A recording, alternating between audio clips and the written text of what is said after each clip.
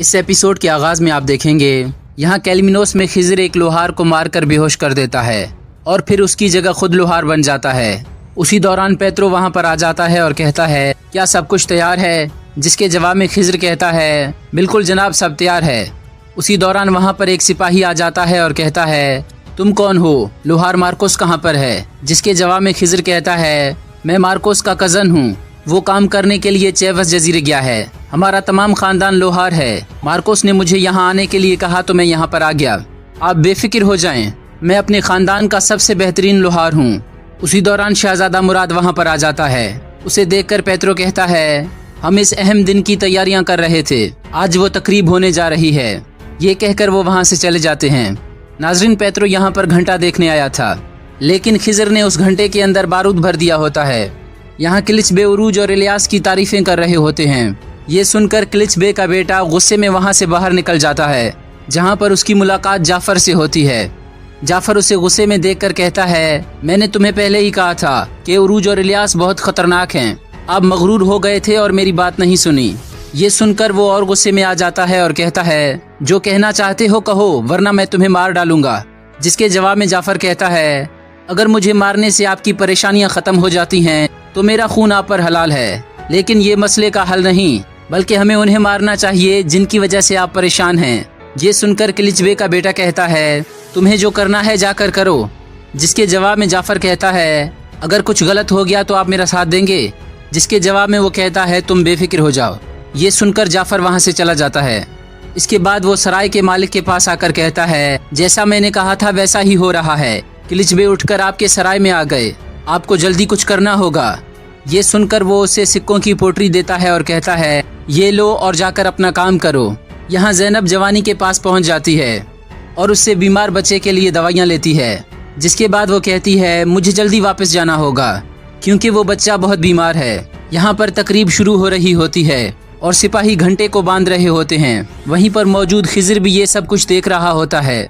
इसी दौरान वहाँ पर कुछ बच्चे आ जाते हैं, लेकिन खिज़र उन्हें तकरीब में जाने से रोक लेता है। इसके बाद वो शहजादा मुराद को देखकर कहता है, उस्मानी बेटा ऐसा कैसे बन सकता है? इसके बाद तकरीब शुरू होती है और जैसे ही सिपाही घंटे को बजाते हैं वहाँ पर एक जोरदार धमाका होता है। ये देखकर हर तरफ भगदड़ मच जाती है। ये देखकर पेत्रो कहता है, शहजादा मुराद को जल्दी महल लेकर जाओ। धमाके का सुनकर ज़ैनब और जवानी भी बाहर आ जाते हैं। ज़ैनब परेशान होकर कहती है, मेरी दोस्त तकरीब देखने गई थी, मुझे जल्दी उसे ढूंढना होगा। यहाँ शहजादा मुराद अपने सिपाहियों के साथ भाग रहा होता है और खिज़र उसका पीछा कर रहा होता है। उसे देखकर शहजादा मुराद कहता है, इस लोहार को पकड़ो, यही वो आदमी है। लेकिन खिज़र उन सिपाहियों को बाआसानी खत्म कर देता है और घोड़े पर सवार होकर उसका पीछा करने लगता है। यहाँ कमांडर अपने सिपाहियों से कहता है कि उस लोहार को तलाश करो। इसी दौरान उन्हें ज़ैनब नजर आ जाती है, जिसे देखकर एक शख्स कहता है, ये मुसलमान औरत है, इसे पकड़ो, ये जरूर उस लोहार के साथ मिली हुई है। ये सुनकर सिपाही ज़ैनब को पकड़ लेते हैं। ज़ैनब कहती है, मैंने कुछ नहीं किया, मैं तो बस दवाई लेने आई थी। लेकिन वो उसकी एक नहीं सुनते और कहते हैं, इसे किले लेकर चलो। यहाँ जाफर गुलाम फरोश के पास आ जाता है और उसे सिक्के देकर बहुत सारे गुलाम खरीद लेता है। गुलामों को आज़ाद करने के बाद वो उनसे कहता है, मेरी बात गौर से सुनो, मैंने तुम लोगों को खरीदा है, अब मैं तुम्हें आज़ाद कर दूंगा, लेकिन तुम्हें मेरा एक काम करना होगा। 2 बेज़मीर आदमी हैं, उन्हें सबक सिखाना होगा। यहाँ उरूज और इलियास एक बाजार से जा रहे होते हैं। उरूज कहता है, मुझे इसहाक और खिज़र को देखे कई साल हो गए, मेरे भतीजे भी बड़े हो गए होंगे। मैंने दसबीना से बात की है, मैं मदेली जाना चाहता हूँ। ये सुनकर इलियास बहुत खुश हो जाता है। दूसरी जानिब योर्गो, जो कि दसबीना का वालिद होता है, वो साहिल पर एंतवान का इंतजार कर रहा होता है। इसी दौरान एंतवान भी अपने आदमियों के साथ वहाँ पर पहुँच जाता है, जिसके बाद वो दोनों बातें करने लग जाते हैं। आखिर में एंतवान योर्गो से कहता है, उरूज ने मेरे भाई को कत्ल किया, इसलिए वो मेरा दुश्मन है, लेकिन तुम्हारी उसके साथ क्या दुश्मनी है? जिसके जवाब में योर्गो कहता है, जिस तरह उसने तुम्हारे भाई को छीना, इस तरह वो मेरी एकलौती बेटी को भी ले गया था। जब से उसने मेरी बेटी को अगवा किया, मैंने उसे एक बार भी नहीं देखा। आखिर में योर्गो कहता है, मेरा आदमी आपको बताएगा कि इसहाक कहाँ रहता है, क्योंकि मुझे सामने नहीं आना चाहिए। खिज़र भी आसपास नहीं है। ये सुनकर एंतवान कहता है, अगर हमारे पास इसहाक है तो पहले जाकर उसी से निपटते हैं। यहाँ उरूज और इलियास एक बाजार में मौजूद होते हैं। उसी दौरान जाफर के गुलाम भी वहाँ पर आ जाते हैं। जिसके बाद वो उनका पीछा करने लगते हैं। यहाँ खिज़र आखिरकार शहजादा मुराद को पकड़ लेता है, जिसके बाद खिज़र उससे कहता है, मैं आपको इस परदेश से ले जाने आया हूँ। ये सुनकर शहजादा मुराद कहता है, क्या तुम नहीं जानते मैं यहाँ महफूज हूँ? अगर तुमने मेरे साथ कुछ किया तो तुम इस जजीरे से नहीं निकल पाओगे। तुम नहीं जानते कि मैं कितना अहम आदमी हूँ।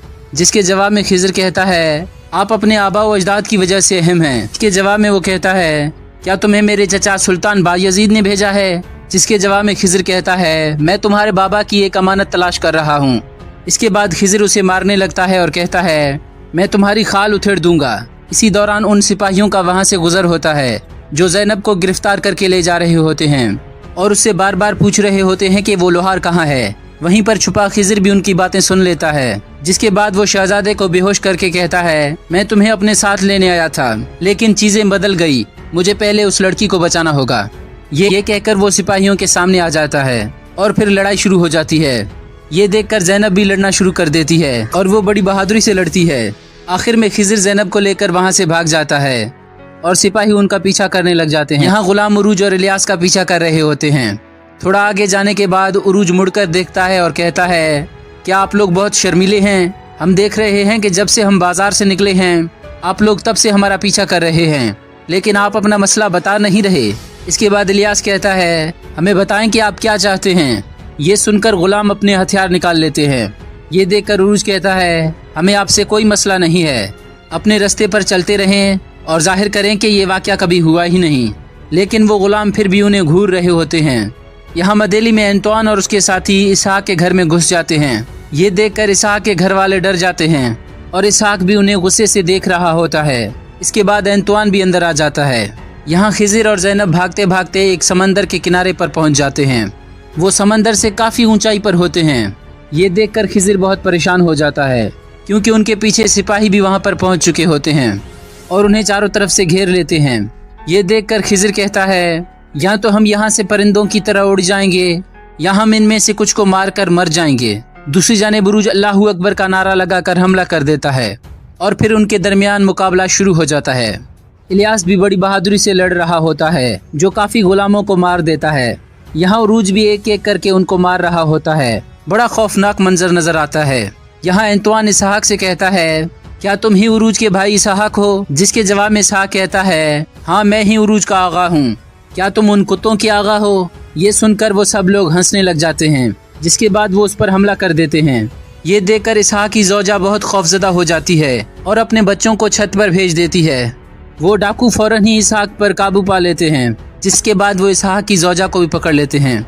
यहाँ पर लड़ाई के दौरान एक गुलाम इलियास की गर्दन पर खंजर रख देता है। ये देखकर उरूज बहुत परेशान हो जाता है। दूसरी जानिब इसहाक एंतवान से कहता है, मेरी बीवी और बच्चों को छोड़ दो। अगर तुम्हें उरूज के साथ मसला है तो उसका भाई मैं हूँ, मुझे सजा दो, इनका इससे कोई लेना देना नहीं। ये सुनकर एंतवान कहता है, तुमने ठीक कहा। जिसके बाद वो अपने सिपाही को इशारा करता है, जो इसहाक की ज़ौजा के पेट में खंजर घोंप देता है और वो वहीं पर शहीद हो जाती है। ये देखकर इसहाक बेकाबू हो जाता है, लेकिन एंतवान मारकर उसे भी बेहोश कर देता है और सिपाही छत पर जाकर उसके बच्चों को भी कत्ल कर देते हैं। नाजरीन, बहुत ही दर्द भरा मंजर होता है। एक तरफ खिज़र समंदर के किनारे पर फंसा होता है, दूसरी जानिब इलियास की गर्दन पर गुलाम ने खंजर रखा होता है, जिसकी वजह से उरूज बहुत परेशान होता है और यहाँ इसहाक के घर वालों को मार देते हैं और इसहाक खुद बेहोश पड़ा होता है। नाज़रीन मोहतरम, यहाँ पर यह एपिसोड ख़त्म हो जाती है।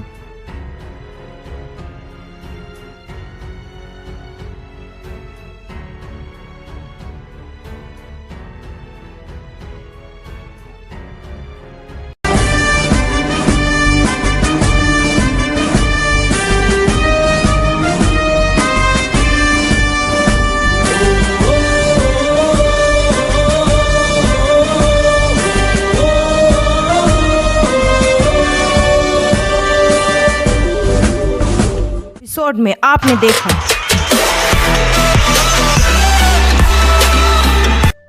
मारी तुर्गुस साहब से अपने भाई कोसेस की चाहत बता देती है कि मेरा भाई चाहता है मैं निकोला से शादी करूं। इस पर तुर्गुस साहब कहते हैं, आप मुझे ये सब क्यों बता रही हैं मारी?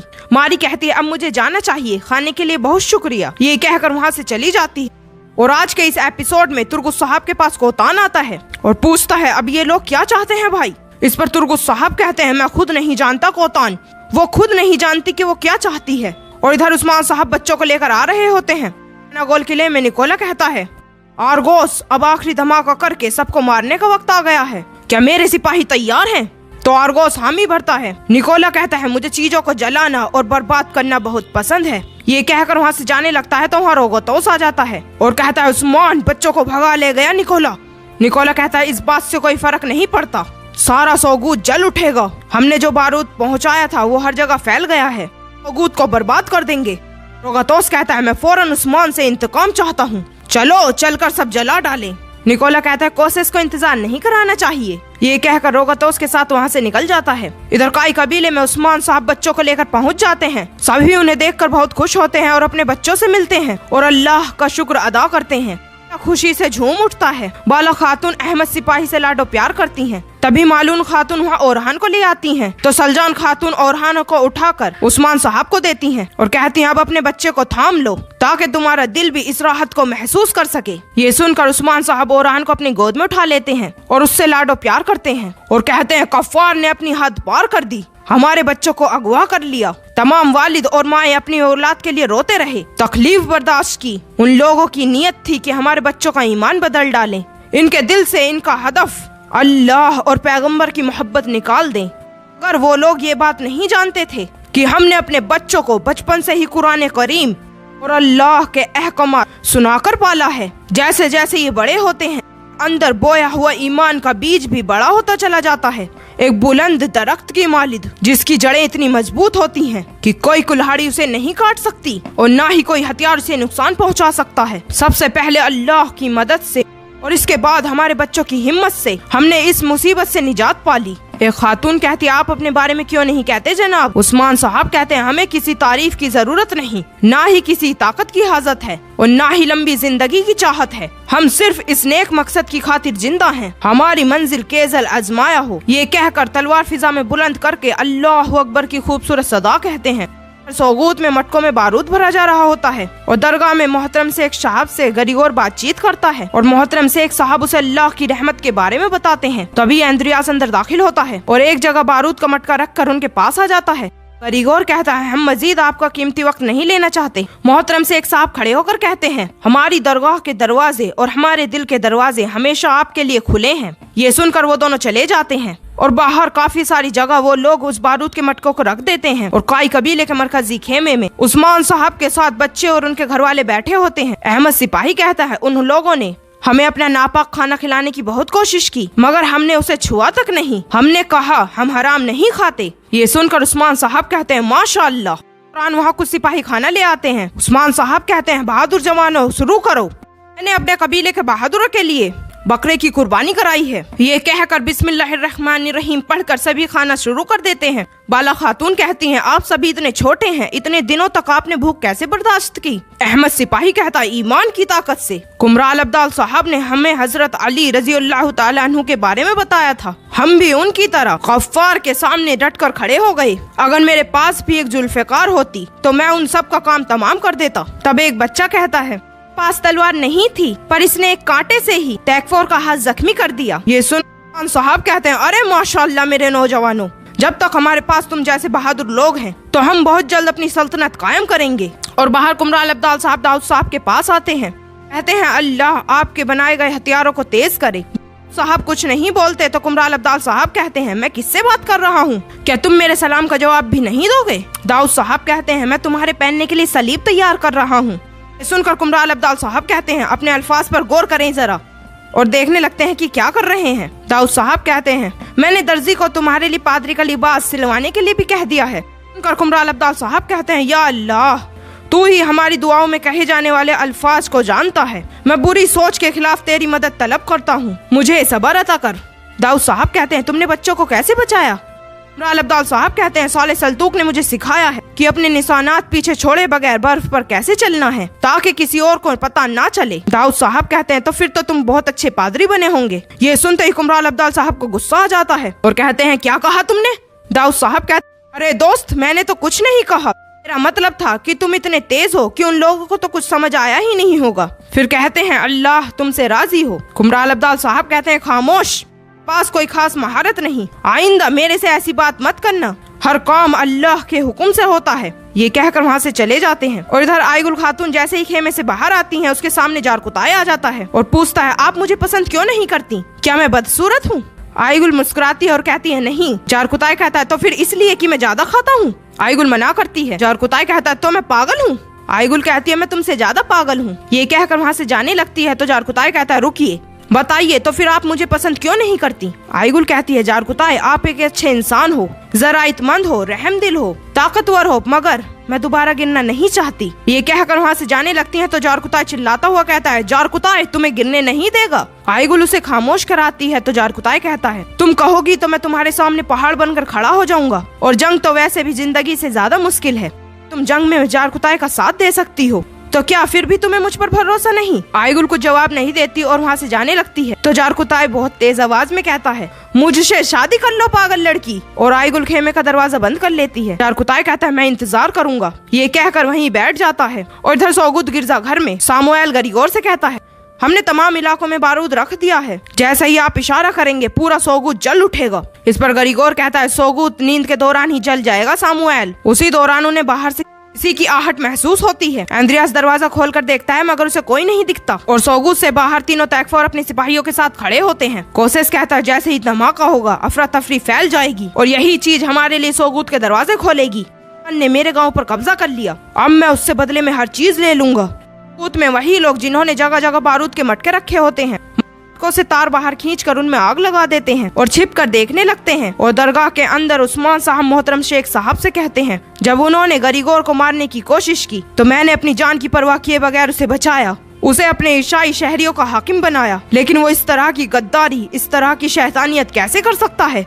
यानी कि उस्मान साहब को इस सब का मालूम हो गया। मोहतरम शेख साहब कहते हैं हर इंसान के अंदर अच्छाई और बुराई होती है और ये सब कुछ जाहिर से साबित नहीं होता, हर कोई वैसा ही अमल करता है जैसे उसे बेहतर लगता है। पादरी के दिल में जो कीना है वही उसके रवैये की वजह है। ये सुनकर उस्मान साहब खड़े होते हैं और कहते हैं बहुत शुक्रिया मोहतरम शेख साहब। और आखचर दरवेश साहब से कहते हैं आखचर दरवेश साहब यही वक्त है ना? इस पर वो कहते हैं हाँ यही वक्त है उस्मान साहब। ये कहकर दोनों वहाँ से निकल जाते हैं। और आग मटकों तक पहुंचने पर भी कोई मटका नहीं फटता। ये देखकर गरीगोर समेत सभी हैरान रह जाते हैं और सामुएल वहां से निकल जाता है और उसके सिपाही भी वहां से जाने लगते हैं। तो उस्मान साहब, मालहून खातून और जारकुताय उन्हें निशाना बना लेते हैं और गरीगोर जैसे ही पलटकर जाने लगता है पीछे से उस्मान साहब और उनके जाबाज आ जाते हैं। उन्हें देखकर वो हैरान रह जाते हैं और उस्मान साहब उस लम्हे को याद करते हैं। उनके सिपाहियों ने मटकों से बारूद निकाल लिया था। इस लम्हे को याद करके उस्मान साहब उनकी तरफ बढ़ते हैं। उनके साथ उनके सिपाही और कुछ लोग भी होते हैं जिनमें गैर मुस्लिम भी शामिल होते हैं। और गरीगोर एंद्रियास के साथ चौराहे पर पहुंच जाता है और कहता है उस्मान साहब मैं इल्तिजा करता हूँ,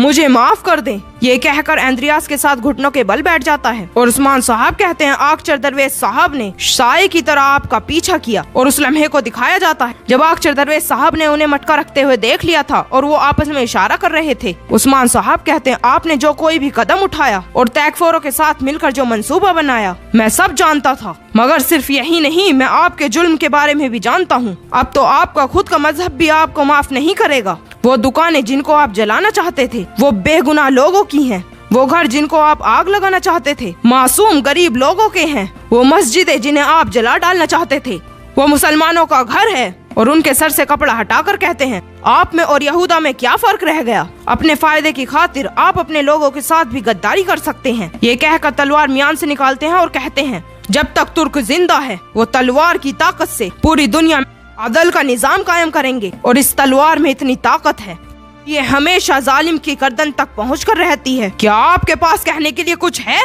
गरीगोर कहता है उस्मान साहब रहम करें। उस्मान साहब कहते हैं जालिम पर रहम, मजलूम से गद्दारी है। ये कहकर उसका सर धड़ से अलग कर देते हैं और कहते हैं अब इसे इसके अजीज दोस्त रोगतोस के पास ले जाओ। एंद्रियास से कहते हैं और तुम आइंदा मेरे खित्ते में नजर मत आना। फिर सभी से मुखातिब होकर कहते हैं मेरे फैसले की बुनियाद अल्लाह का पेश करदा निजाम अदल है। पादरी गरीगोर ने मुस्लिम गैर मुस्लिम सभी को मारने की कोशिश की। हम इस तरह की सोच रखने वाले शख्स को अपने दीन में कबूल नहीं करते। अगर कोई मुसलमान भी ऐसा काम करता तो उसका भी सर कलम कर दिया जाता। मैं अर्तुगरुल गाजी का बेटा उस्मान मैं अपनी रिवायत में तफरीक नहीं करता, सबके साथ एक जैसा बर्ताव करता हूँ और इंसाफ के साथ फैसले करता हूँ। तब एक गैर मुस्लिम कहता है, हम आपकी बात से राजी हैं उस्मान साहब। और सभी उस्मान साहब जिंदाबाद के नारेबाजी करते हैं। और उस्मान साहब कहते हैं, जब तक सारा जहान तुर्कों का वतन नहीं बन जाता, हम लोग इसी तरह जुल्म का मुकाबला करते रहेंगे। और सुबह के वक्त उस्मान साहब मरकजी खेमे में गुंदुज साहब से कहते हैं, भाईजान, कुफ्फार की तदाबीरों को बर्बाद कर दिया हम लोगों ने। वो तलवारें जो उन्होंने हम पर निकाली, वो खुद उनके गर्दन पर जा पहुंची। हमने उनकी चालों को नाकाम बनाकर रख दिया। अब हमारी बारी है, यानी अब फतह का वक्त आ गया है। किला जो पहले फतह किया जाएगा वो ऐनागोल है। उनकी दीवारों पर दस्तक देने के लिए हमें मंजनीकों की जरूरत है और अपने सिपाहियों के लिए हमें ज्यादा तलवारों की जरूरत है। इसके लिए हमें ज्यादा से ज्यादा लोहा चाहिए। की तरफ जाने वाले रास्तों पर बारूदी सुरंगें हैं, गोल में काफी काने भी हैं। अगर हम वहाँ तक चले, बहुत सी मुश्किलें आसान हो सकती हैं भाईजान। गुंदुज साहब कहते हैं, पहले हमें बहुत अच्छी तरह जायजा लेना होगा उस्मान साहब। देखना होगा कि सुरंगें बारूदी हैं भी या नहीं और हिफाजत पर कितने लोग हैं। ये सुनकर उस्मान साहब कहते हैं, लोहा लोहे को खूब जानता है भाईजान। दाऊद साहब अपना भेष बदल कर वहाँ घुस चुके हैं। ये सुनकर दोनों ख्वातीन और गुंदुज साहब खुश हो जाते हैं। गुंदुज साहब कहते हैं, इंशाअल्लाह बहुत जल्द खुशखबरी मिलेगी। उस्मान साहब कहते हैं, गवर्नर सारबरोस मुलाकात के लिए आ रहा है। तुर्कों की रिवायत को देखते हुए उसकी मेजबानी की जाए। भेष बदल कर दाऊद उस्ताद और गैंची साहब जारकुताई मौजूद होते हैं और बारूदी सुरंग में घुसने की तैयारी करते हैं और छिपकर बाजंतीनी सिपाहियों को देखते हैं जो किले की तरफ आने वाले गांव वालों की भी तलाशी ले रहे होते हैं। और जारकुताई पीछे देखकर आकर कहता है, दाऊद साहब, पीछे भी यही हालात हैं। हर तरफ तीरंदाज खड़े हैं। वो अपनी जगह पर बहुत चौकस हैं कि उसी दौरान एक जानिब से वे कुछ लोगों को जाता हुआ देखते हैं और कहते हैं, पहले पहरेदार फिर फतह। चलो सिपाहियों, सबको जंग मुबारक हो। ये कहकर वहाँ से आगे बढ़कर उन लोगों में शामिल हो जाते हैं और बाजंतीनी सिपाहियों के बीच से गुजरते हुए में दाखिल हो जाते हैं। अंदर बाजंतीनी सिपाही मौजूद होते हैं जिनमें आरगोस भी होता है। उसे देखकर जारकुताई कहता है, ये आरगोस है। इसने अगर पहचान लिया तो हमारी जान खतरे में आ सकती है, लेकिन इसे हम अपने साथ लेकर जाएंगे। उन्हें देखकर आरगोस कहता है, बातें करना बंद करो और आगे जाओ। ये सुनकर वो तीनों आगे बढ़ जाते हैं और आरगोस उन्हें घूर कर देखता है। तो दोस्तों, आज का ये एपिसोड यहीं खत्म होता है। अगर आपको हमारी वीडियो पसंद आई हो तो वीडियो को लाइक करें और चैनल को सब्सक्राइब करें। मिलते हैं अगले एपिसोड के साथ, तब तक के लिए इजाजत दीजिए।